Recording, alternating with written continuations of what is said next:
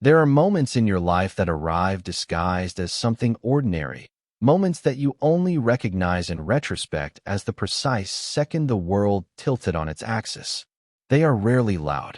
There is no thunderclap, no sudden, cinematic swell of music. More often, they are quiet. They are the click of a lock, the turning of a page, the soft, almost imperceptible shift in the weight of a body sleeping next to you. For me, that moment was a wedding. His wedding. And I was sitting in the third pew on the bride's side, a place I had been assigned with a kind of polite, deliberate distance, a guest whose connection was to the groom, but whose presence was an implicit promise not to disrupt the bride's carefully curated ecosystem of friends and family. I was a geological feature in his life, a constant, immovable landmark, and today I was meant to be nothing more than part of the scenery. I remember the light. It was late autumn, and the sun, low and golden, was pouring through the stained glass windows of the old chapel, fracturing into a kaleidoscope of reds and blues and ambers that danced across the stone floor. It was beautiful, aggressively so. The kind of beauty that feels like an insult when your own world is crumbling from the inside out. I watched the dust motes swirl in the beams of light, each one a tiny, insignificant planet orbiting in its own silent universe, and I felt a strange kinship with them. I, too, was just a particle, caught in the gravitational pull of something far larger and more brilliant than myself, suspended in a moment that was both sacred and utterly profane. Alex stood at the altar, a man I knew better than I knew the back of my own hands, and he looked like a stranger. He was wearing a perfectly tailored navy suit, his hair meticulously styled, a small, nervous smile playing on his lips as he watched the heavy oak doors at the back of the chapel, waiting for the woman he was about to promise his forever to. My camera was in its bag at my feet, a dead weight. It felt wrong to have it here. My camera was an extension of my eye, of my soul. It was the way I translated the world, the way I captured truths other people missed. It was how I had documented the 1,000 tiny, unrepeatable moments of my friendship with Alex. The way his eyes crinkled when he laughed, a sudden, genuine explosion of joy that could light up a room. The focused intensity on his face when he was lost in a line of code, his brow furrowed, his lower lip caught between his teeth. The unguarded peace that settled over him in sleep, a state of such profound vulnerability he only ever seemed to allow himself when I was near. I had albums, hard drives, entire continents of memory dedicated to the cartography of his face, his moods, his existence. But I could not take a picture of this. To capture this moment would be to validate it, to give it a permanence I was not ready to accept. It would be an act of profound betrayal to the silent, secret history we shared. The organ music began, a low, resonant chord that seemed to vibrate in my bones, and the heavy doors creaked open. Everyone stood, a rustle of silk and wool and anticipation. I stood with them, a puppet pulled by the strings of social convention. And as his bride, Sarah, began her slow procession down the aisle, a vision in white and lace, Alex's eyes, for one fleeting, heart-stopping second, left the doors and found mine. It was not a glance. It was a search, a desperate, silent question fired across the crowded space, a distress flare launched from a sinking ship. In that fraction of a second, the carefully constructed facade of the handsome, happy groom dissolved, and I saw him. I saw the Alex I knew, the one who had shown up on my doorstep in the middle of the night, drenched from the rain, his face a mask of bewildered pain after his first major breakup. The one who would fall asleep with his head in my lap while we watched old movies, his breathing a steady, reassuring rhythm against my leg. The one whose hand had found mine in the dark of a hospital waiting room, our fingers lacing together in a silent pact of mutual support. In his eyes, I saw a terrifying, unmistakable echo of my own panic. And the question that had been my constant, silent companion for the past 6 months screamed in the sudden quiet of my mind. If this was what he truly wanted, why did he look like a man walking to his own execution? Our story didn't begin with a thunderclap. It began with the mundane rhythm of college life, a slow and steady accumulation of shared moments that, over time, formed the bedrock of our friendship. We met in a ridiculously oversized lecture hall for a mandatory statistics class, two faces lost in a sea of 100 others. He was an engineering student, all sharp angles and restless energy, his mind a place of logic gates and elegant code. I was a fine arts major, a photographer, my world built on light and shadow and the space between things. On paper, we were a study in contrasts, an unlikely pairing of the analytical and the abstract.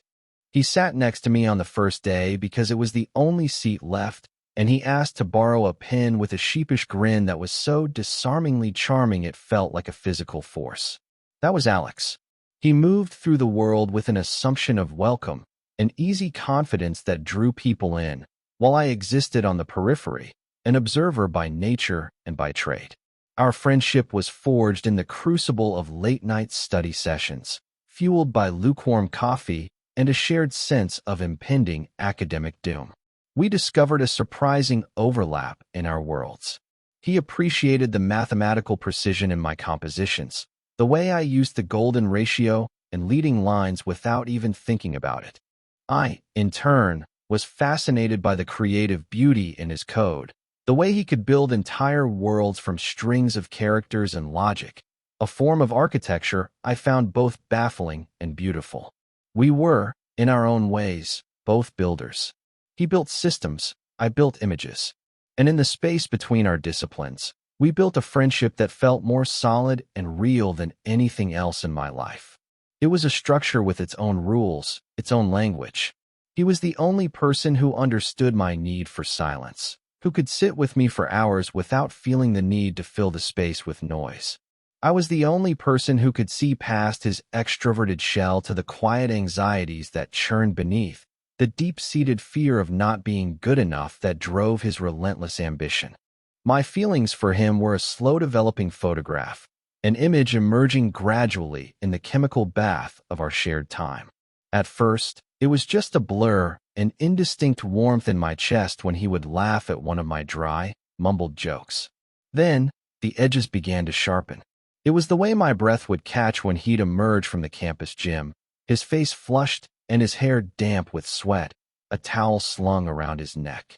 It was the proprietary pang of jealousy I felt when he'd talk about a date, a feeling I would quickly and violently suppress, burying it under layers of forced platonic encouragement. The final image became clear one evening in our senior year.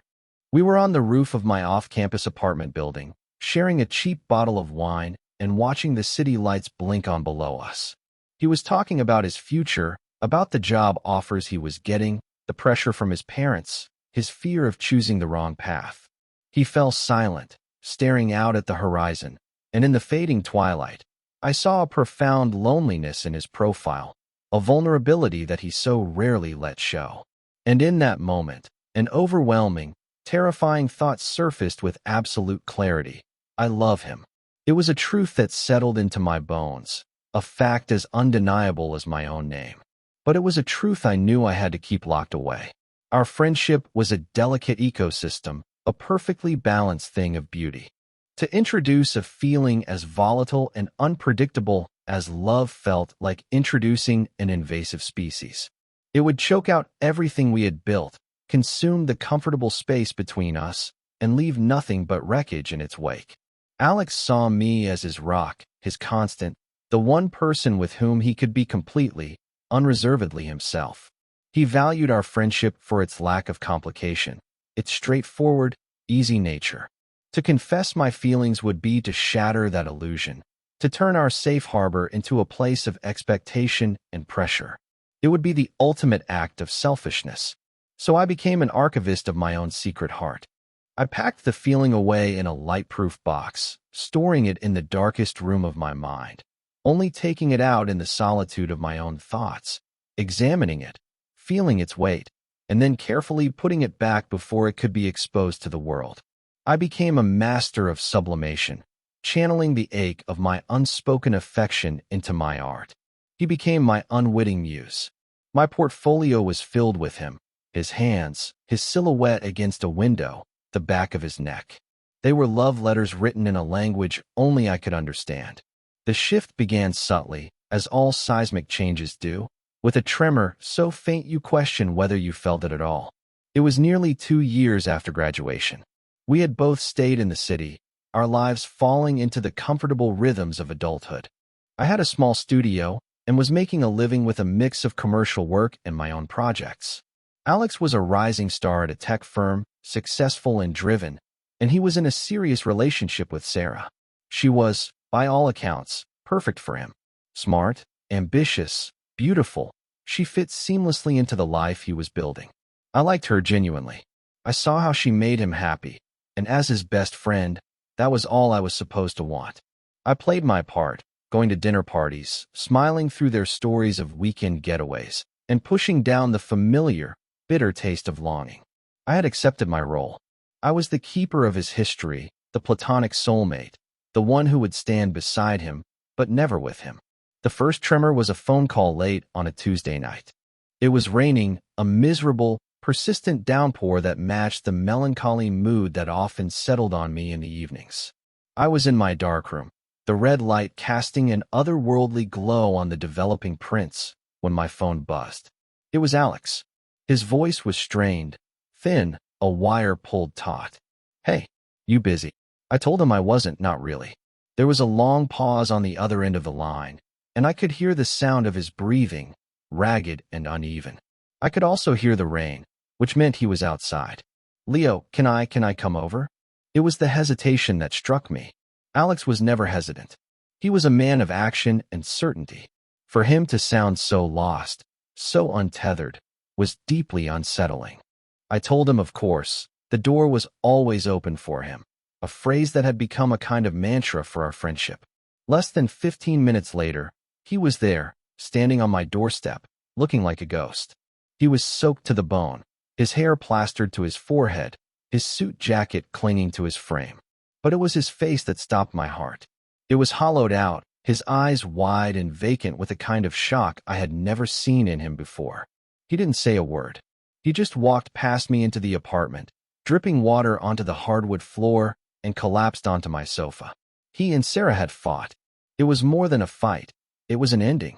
He spoke in broken fragments, the story tumbling out of him in a disjointed narrative of misunderstood intentions and words that could not be unsaid. She felt he was emotionally distant, that he was holding a part of himself back, a part she could never seem to reach. He, in his frustration, had accused her of being demanding, of not understanding the pressure he was under. It had escalated, as these things do, until the word break was uttered, and then breakup, and suddenly, a year and a half of their shared life had been dismantled in the space of 10 minutes. He didn't cry. He just sat there, staring at the opposite wall, shivering slightly, the picture of desolation. I did what I always did. I became his anchor. I made him tea, found him a dry set of clothes, a worn sweatshirt and sweatpants of mine that were always a little too big on him, and I sat with him in the quiet. I didn't offer platitudes or easy solutions. I just offered my presence, a silent testament that he was not alone. After an hour of near-total silence, he finally looked at me, his eyes glassy. "I can't go back there tonight," he whispered. "Her things are everywhere." "Our things." "I can't stay here," I said, the words leaving my lips without a second thought. "You can take the bed." "I'll take the couch," he shook his head, a small, almost violent motion. "No, I don't. I don't want to be alone," that was it. That was the moment the ground truly shifted beneath my feet. It was a confession of need so raw, so direct, it bypassed all my carefully constructed defenses. He wasn't asking for a place to sleep. He was asking for refuge. He was asking for me. I told him the couch was fine, that I was right here. But he just kept shaking his head, a deep, shuddering tremor running through him. I understood. The bedroom felt too empty, too much like the one he couldn't return to. The couch, here in the living room, with the familiar glow of the streetlights filtering through the window and the comforting clutter of my life around him, felt safer. So I grabbed a blanket and a pillow from the closet and settled onto the floor next to the sofa, a few feet from where he lay. I told him I would stay right there. He finally lay down, curled on his side, facing me. In the dim light, I watched him until his breathing finally deepened into the slow, even rhythm of sleep. And as I lay there on the hard floor, my own heart a frantic, muffled drum in my chest, I knew that some invisible boundary had been crossed. He had reached for me in a new way, and I, without hesitation, had let him in. The door had always been open, but tonight, for the first time, he had walked all the way inside. That night established a new, unspoken ritual. The breakup with Sarah was not clean. It was a messy, protracted affair of hopeful reunions and painful second thoughts that stretched on for weeks. During that time, my apartment became his sanctuary. He would show up after work, his shoulders slumped with the weight of the day, and we would fall into an easy, domestic pattern. I would cook, he would clean. We would watch movies, or listen to music, or just sit in companionable silence. He rarely spoke about Sarah, but her presence was a ghost that haunted the edges of our conversations. I could see the toll it was taking on him. He was thinner, his easy smile was gone, replaced by a permanent shadow of exhaustion in his eyes. He was adrift, and I was his only port in the storm. The sleeping arrangement became the centerpiece of this new dynamic. After that first night, he never asked again if he could stay. It was simply assumed. But he never slept on the couch again either. He would wait until I was heading to bed, a hopeful, anxious look on his face, and I would tell him to take the bed. And every time, he would refuse, insisting he was fine on the couch.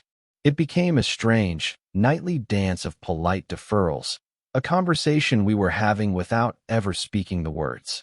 What he wanted was proximity. What he wanted was not to be alone. So, a compromise was reached without ever being negotiated. He would take the couch, and I would sleep on the air mattress I'd set up in the living room. We would be in the same room, separated by a few feet of open air, a space that felt both cavernously large and suffocatingly small. I became a student of his sleep.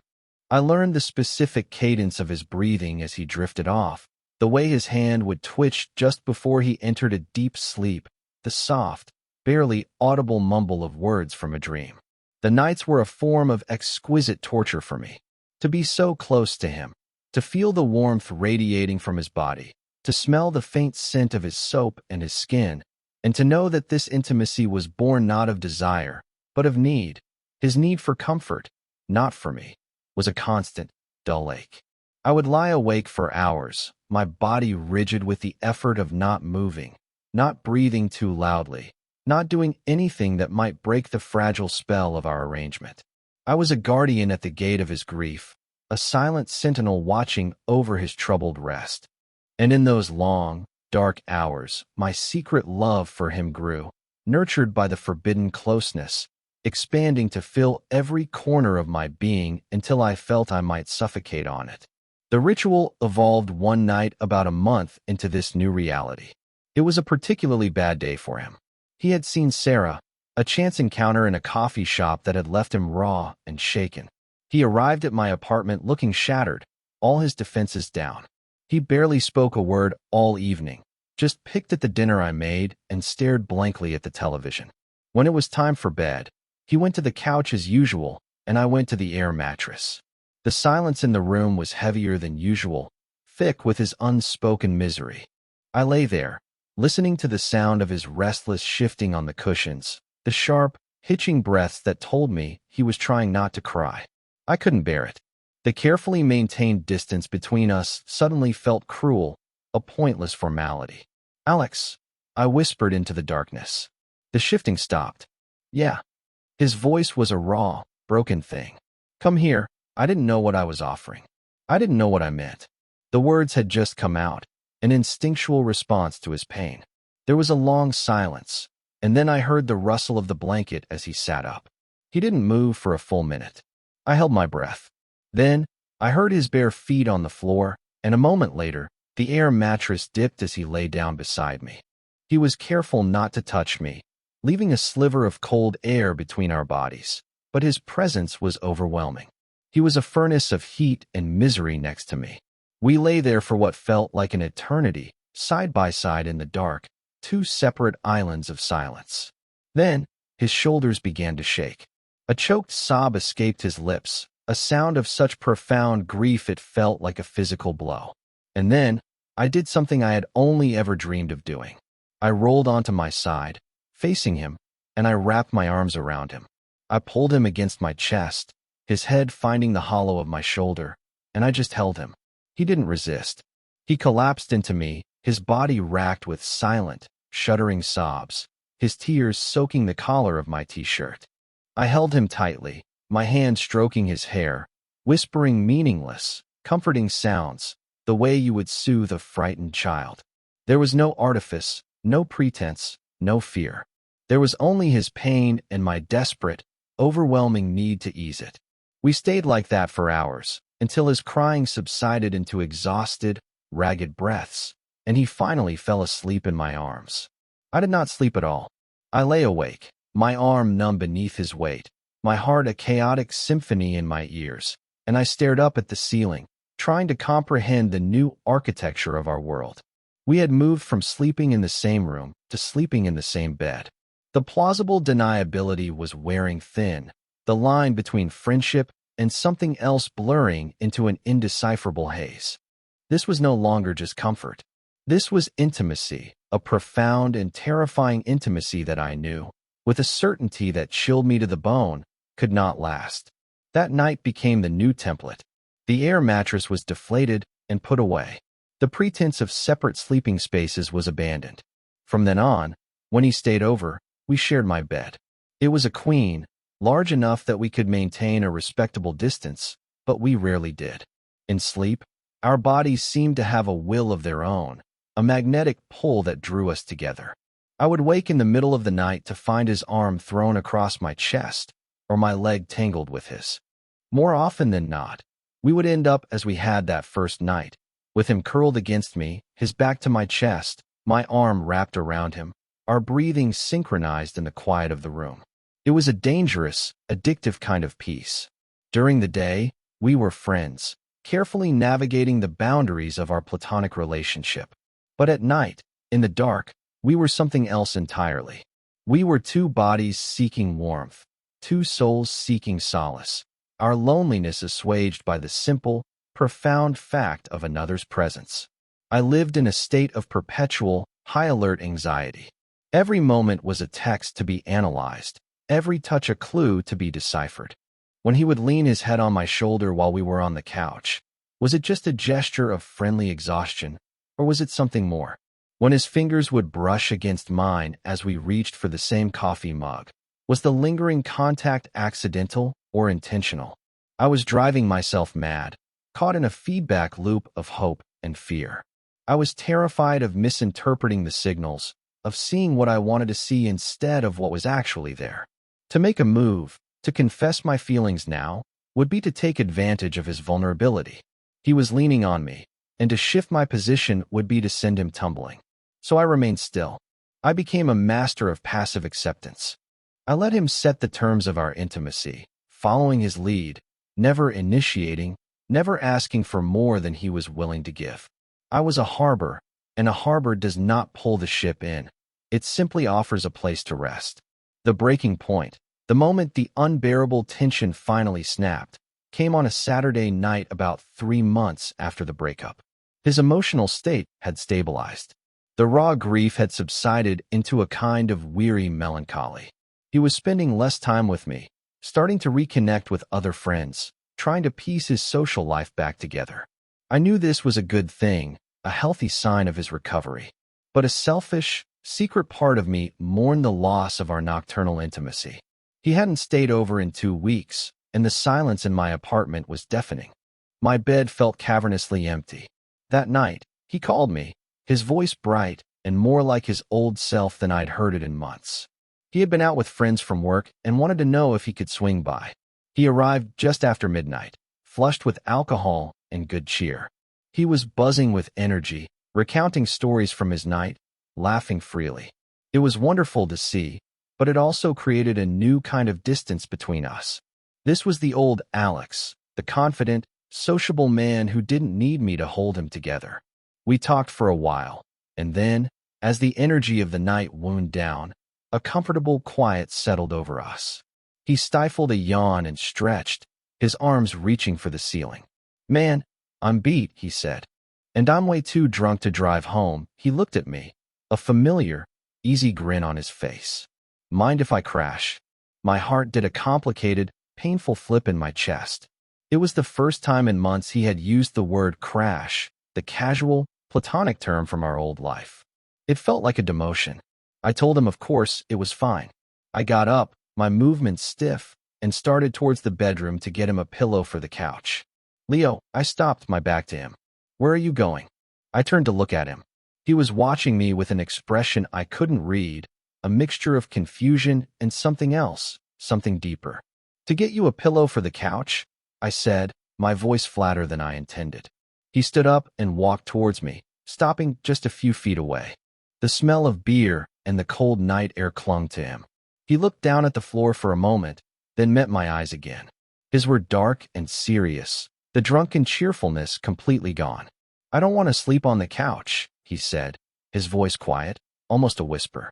The air in the room became thick, heavy. This was different. This was not the broken man seeking comfort from his grief. This was a choice, a conscious, deliberate statement of desire. My throat was dry. I couldn't speak. I could only look at him, my heart hammering against my ribs like a trapped bird. He took another step, closing the small gap between us. He was so close now I could feel the heat coming off his body. He raised a hand, his fingers hesitating for a fraction of a second before they gently touched my cheek. His thumb stroked my skin, a feather-light touch that sent a jolt of electricity through my entire body. His eyes searched mine, and in their depths, I saw the same question that had been burning in me for years. "Would it be okay," he whispered, his voice thick with an emotion I couldn't name, "if I kissed you?" Time stopped. The world narrowed to the space between our faces, to the warmth of his hand on my skin, to the impossible question hanging in the air.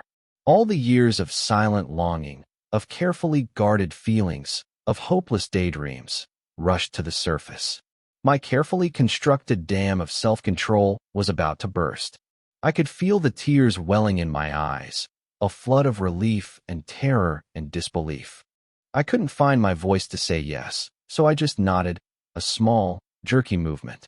It was all the answer he needed. He leaned in, slowly, giving me every opportunity to pull away, and his lips met mine. It was not a passionate kiss. It was not hungry or demanding. It was a question. It was a confession. It was tentative and soft and breathtakingly gentle. It was the taste of beer and salt and years of unspoken things. It was the most honest moment of my life. He pulled back after a few seconds, his forehead resting against mine, his eyes closed. His hand was still on my cheek, his thumb still making slow, soothing circles. We stood like that, breathing the same air, our hearts beating a frantic, asynchronous rhythm.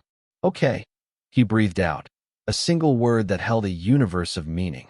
It was an acknowledgement, a confirmation, a beginning. I finally found my voice. "Okay," I whispered back. The crossing had been made.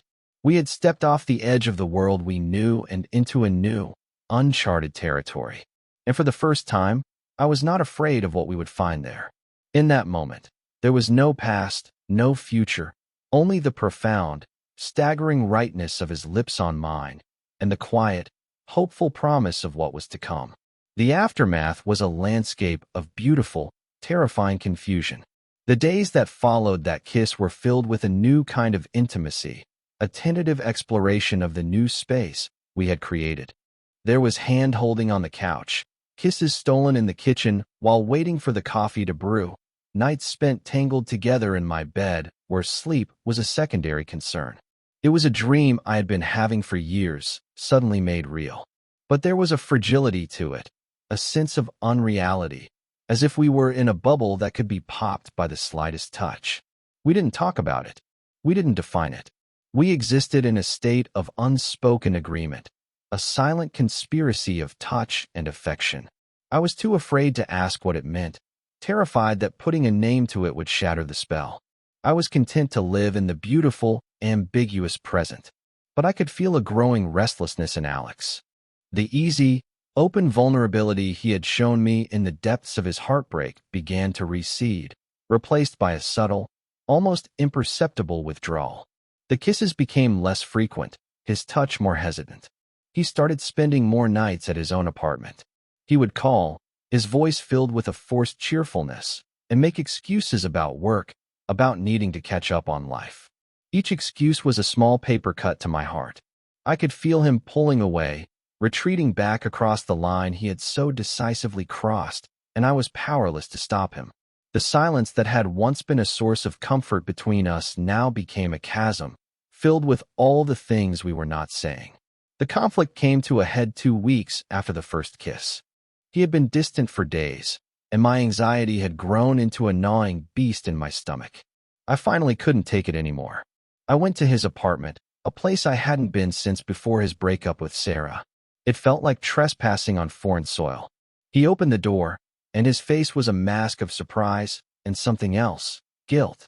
The apartment was sterile, impersonal, lacking the lived-in comfort of my own place.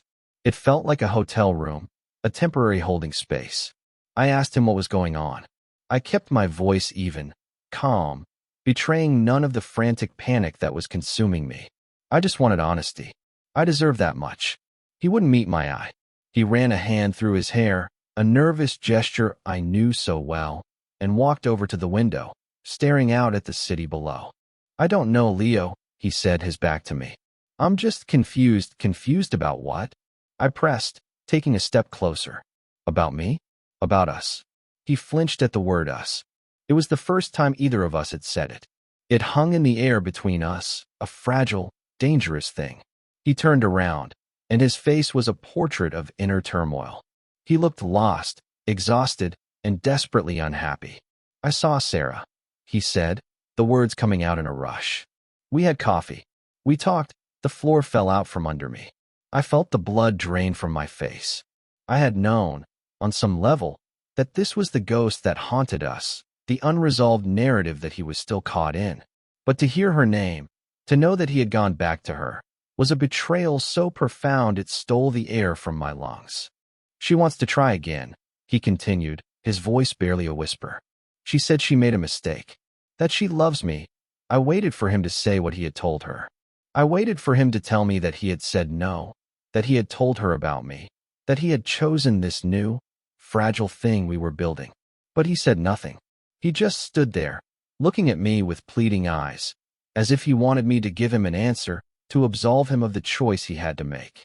And in his silence, I found my own answer. He was confused because he had never intended for this to be a choice. I was his safe place, his comfort, his refuge from the storm of his other life. I was a temporary harbor, not a final destination. The intimacy we had shared, the kiss that had felt like a confession, for him, it had been a moment of desperate, lonely confusion. For me, it had been everything. "I think you should go," I said, my voice hollow, unrecognizable to my own ears. "Leo, please," he started, taking a step towards me. "No," I said, holding up a hand, the gesture feeling both theatrical and necessary. "Just go. Be with her. It's what you want." It wasn't a question. I was telling him what he wanted, because he was too much of a coward to say it himself. The hurt was so immense it had become a kind of numbness, a cold, protective shell forming around my heart. I turned and walked out of his apartment, out of his life, and didn't look back. The next 6 months were a study in gray. I threw myself into my work, taking on every project that came my way, filling my days with the mechanical process of photography, adjusting apertures, focusing lenses, bracketing exposures. It was a world of control and precision, a welcome antidote to the chaotic mess of my emotional life. I didn't hear from Alex. I deleted his number, but I couldn't bring myself to block him. A part of me, a foolish, masochistic part, kept the channel open, just in case. Friends would give me updates, pieces of information I didn't ask for but couldn't refuse to hear. He and Sarah were back together. They were happy. They had moved in together. And then, the final, crushing blow, they were engaged. The wedding invitation arrived like a judgment, a formal, elegantly printed confirmation of my own foolishness. My name, printed in a flowing script, felt like a cruel joke.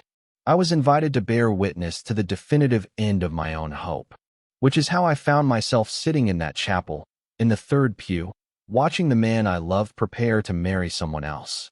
The flashback of our entire history had been playing on a loop in my mind for months, a film reel of memories that were now tainted, recontextualized by this ending. The nights in my bed, the whispered confessions, his head on my shoulder. Had it all been a lie? A performance of intimacy born of convenience and grief? Or was it something real that he had been too afraid to face, something he had run from, back to the safety of what was familiar and socially acceptable? As Sarah reached the altar and took his hand, Alex's eyes found mine again. The panic was still there, but now it was mixed with a deep, bottomless well of regret. He gave a tiny, almost imperceptible shake of his head.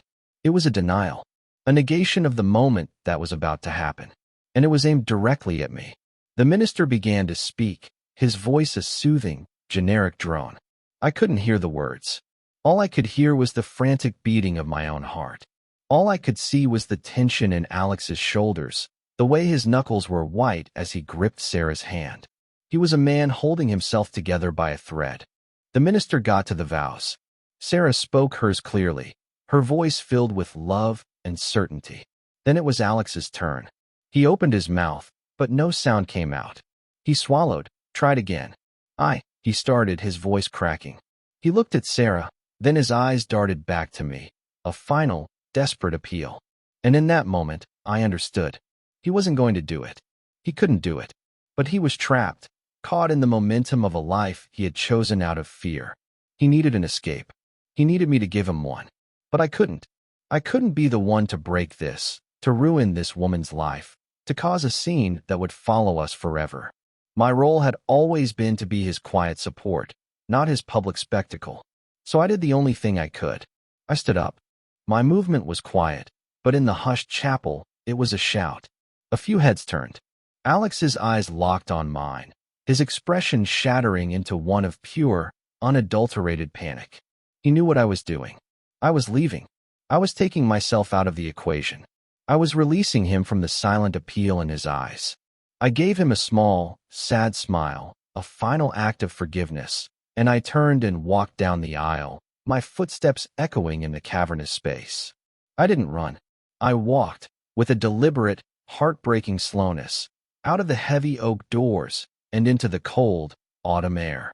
I had left wondering if he'd always meant to choose me. But as the door clicked shut behind me, I realized the more important truth. He never had. I didn't go far. I walked to the end of the stone path, to the edge of the manicured lawn, and I just stood there, my back to the chapel, breathing in the crisp, clean air. I didn't know what to do or where to go. My car was in the parking lot. My camera bag was still under the pew, but none of that seemed to matter. My entire world had been reduced to this single, solitary patch of grass. I felt a strange sense of calm settle over me, the kind of peace that comes after a devastating storm has passed, leaving a quiet, altered landscape in its wake. The worst had happened. The thing I had feared for years had come to pass. And I was still standing. I had survived. I heard the chapel doors open behind me. I didn't turn around. I expected it to be a concerned friend, or maybe even Sarah's father, coming to ask me what on earth I thought I was doing. I braced myself for a confrontation, but the footsteps that followed were too familiar.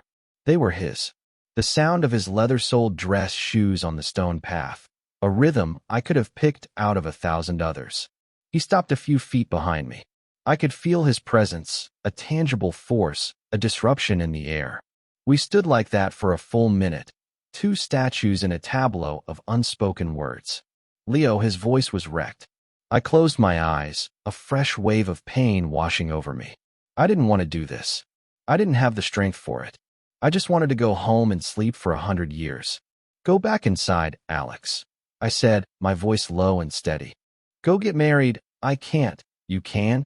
I countered, turning to finally face him. You were about to. If I hadn't left, you would have. He looked terrible. His face was pale.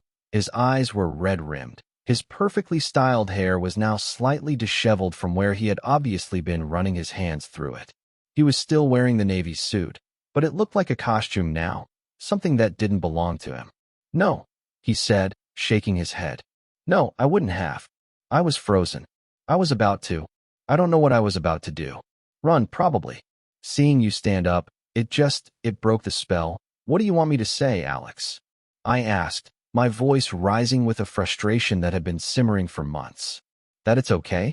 That you can just leave her standing at the altar and it's all fine? It's not fine.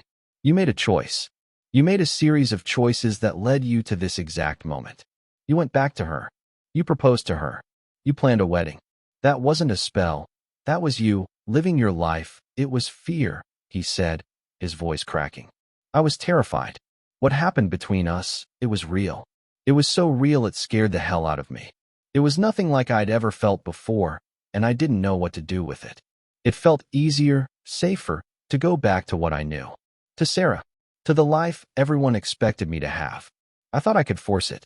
I thought if I just went through the motions, the feeling would come back, that it would feel right. But it never did.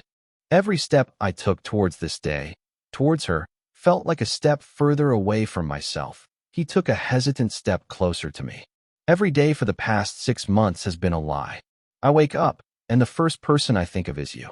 I go to sleep, and it's you I see in my head. I tried to bury it, Leo. I tried to kill it. But it's no use. It's the truest thing in my life. Tears were streaming down his face now, open and unashamed. He looked utterly broken, but for the first time in a long time, he also looked honest. All the walls were down, all the defenses dismantled. I love you, he whispered, the words I had dreamed of hearing for nearly a decade, now spoken in the ruins of what should have been his wedding day. I'm in love with you, and I have been for a long time. I was too stupid and too scared to see it. Until I was standing at that altar, about to make the biggest mistake of my life, and I looked out and saw you, and I knew. I knew I couldn't lose you. Not for good. I stared at him, the sound of his confession echoing in the quiet air. It was everything I had ever wanted, delivered in the worst possible way, at the worst possible time. It was a beautiful, devastating mess. And it was ours. I thought of Sarah, standing alone in that chapel, her heart breaking. I thought of the guests, confused and whispering. I thought of the wreckage he had just created. But then I looked at him, at the man I loved, who had finally found his way back to the truth, and I knew that our story wasn't over. It was just beginning. What are you going to do? I asked, my voice soft. I already did it, he said. I told her. I told her I couldn't. I told her I was sorry. I told her she deserves someone who can love her completely, and that person isn't me. It was the hardest thing I've ever had to do. And the most honest. He took another step, and then he was right in front of me, his hands finding mine, his fingers lacing through them. His hands were cold, trembling. My car is here. Let me drive you home. Let me just be with you. I looked down at our joined hands. It felt right. It felt like coming home. After all the years of uncertainty, of unspoken feelings, of stolen moments in the dark, here it was. The truth, out in the harsh light of day. It was messy and complicated and painful, but it was real. I nodded. Just a single, simple nod. We began again. Not from where we left off, but from a new place, a place of brutal honesty and acknowledged pain.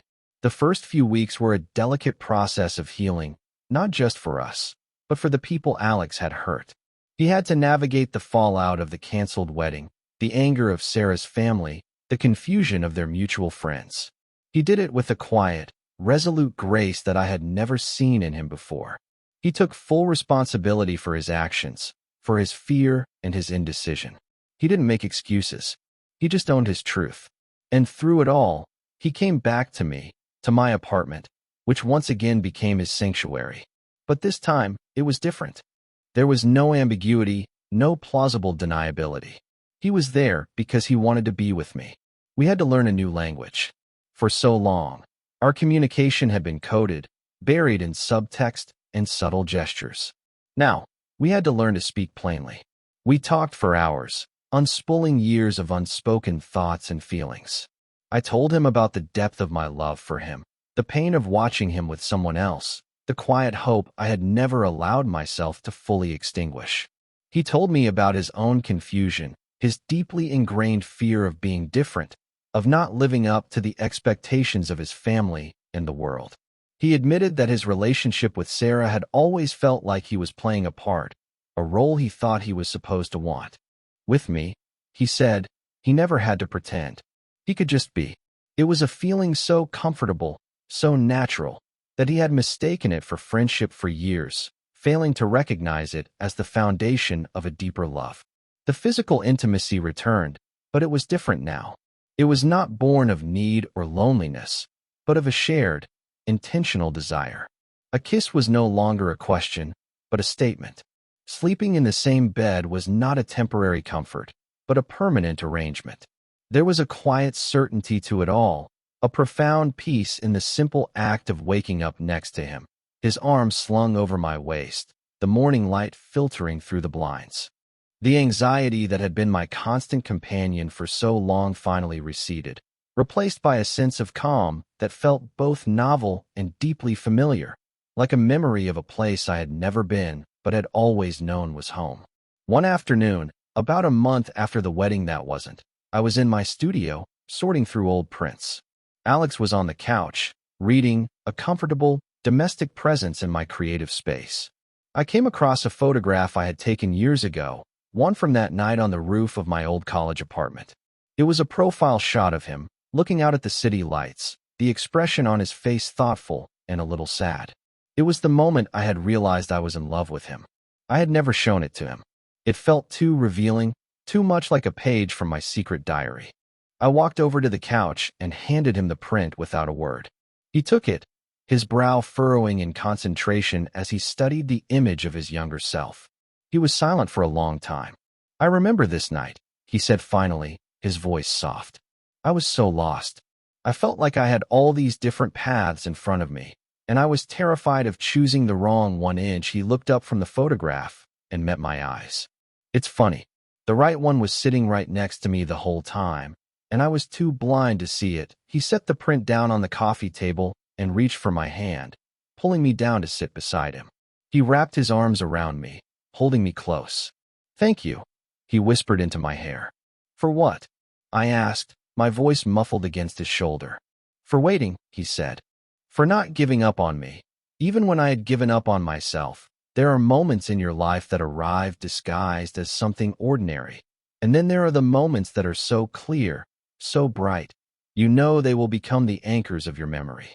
Sitting there, wrapped in his arms, the late afternoon sun warming the room, I knew this was one of those moments. We had navigated the storm, we had weathered the wreckage, and we had found our way back to each other. The journey had been long and painful, a slow, arduous process of developing a truth that had been there all along, hidden in the shadows. But now, here in the light, the image was finally clear. It was a picture of us, and we began to heal in the beautiful, honest silence we had learned, at last, to create together.